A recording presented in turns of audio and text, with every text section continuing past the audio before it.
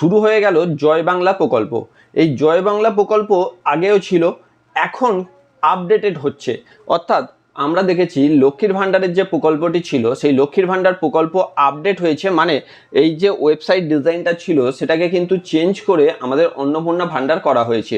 ঠিক সেই রকমই জয় বাংলা প্রকল্প নামে যে প্রকল্পটি ছিল সেই প্রকল্পের যে ওয়েবসাইটটি ছিল তাকেও চেঞ্জ করে দেওয়া হয়েছে। দেখতেই পাচ্ছেন এখানে সেই জয় বাংলা প্রকল্প চেঞ্জ করে আমাদের অন্নপূর্ণা ভাণ্ডারের জন্য যে ব্যাকগ্রাউন্ডটি দেওয়া হয়েছিল সেম ব্যাকগ্রাউন্ডটি দেওয়া হয়েছে এবং এখানে অ্যাপ্লিকেশান ট্র্যাক করার একটা অপশান দেওয়া হয়েছে। আগে তো জানতে হবে যে জয় বাংলা প্রকল্পটি কি, যারা পায় তারা জানে, কিন্তু যারা পায় না তাদের জন্য বলে দিই। জয় বাংলা প্রকল্পটি হচ্ছে একটি পেনশন স্কিম। যে জয় বাংলা প্রকল্পটি পশ্চিমবঙ্গ সরকারের একটি সামাজিক নিরাপত্তা প্রকল্প। এই প্রকল্পের অধীনে রাজ্যের যোগ্য প্রবীণ বিধবা এবং বিশেষভাবে সক্ষম প্রতিবন্ধী নাগরিকরা প্রতি মাসে 1000 টাকা করে আর্থিক সহায়তা পান। এটা ছিল কিন্তু 1000 টাকাটা আগে, মানে আমাদের পূর্ববর্তী সরকারের আমলে এই 1000 টাকা পাওয়া যেত।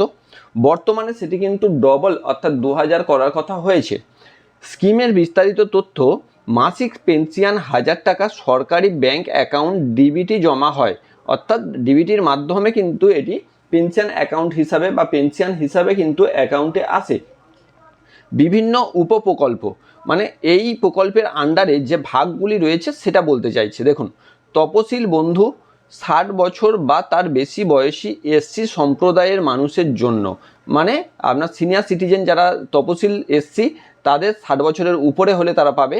জয় জহর বলে একটি প্রকল্প আছে যেখানে 60 বছর বা তার বেশি এসটি সম্প্রদায়ের মানুষের জন্য, এবং বিধবা ভাতা পাবে যে কোনো বয়সের বিধবা মহিলাদের জন্য।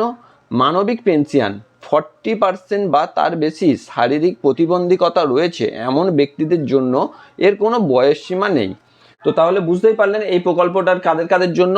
এখন দেখে নেওয়া যাক, আমরা কিন্তু যখনই জয় বাংলা বলে অনলাইনে সার্চ করব এইরকম পোর্টালটি ওপেন হয়ে যাবে।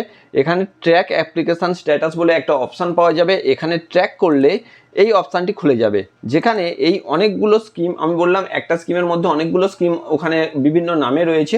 তো এখানে আপনার স্কিমটিকে সিলেক্ট করতে হবে যে কোন স্কিমের আপনি অন্তর্ভুক্ত।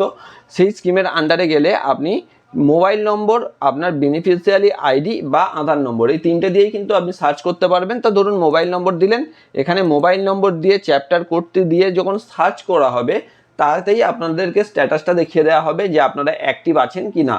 তো এরপর যারা নতুন অ্যাপ্লিকেশান করতে চাইছে তাদের হচ্ছে প্রশ্ন যে আমরা কিভাবে করব। তাদের জন্য এই ওয়েবসাইটটা এখনও আন্ডার প্রসেস। এই ওয়েবসাইটটা নিয়ে বা এই প্রকল্পটি নিয়ে সবেমাত্র কাজ আরম্ভ করা হয়েছে। অবশ্যই আমার চ্যানেলটাকে ফলো করে সাবস্ক্রাইব করে রাখুন। আমি এই তথ্য আপনাদের সামনে বারবার তুলে ধরব।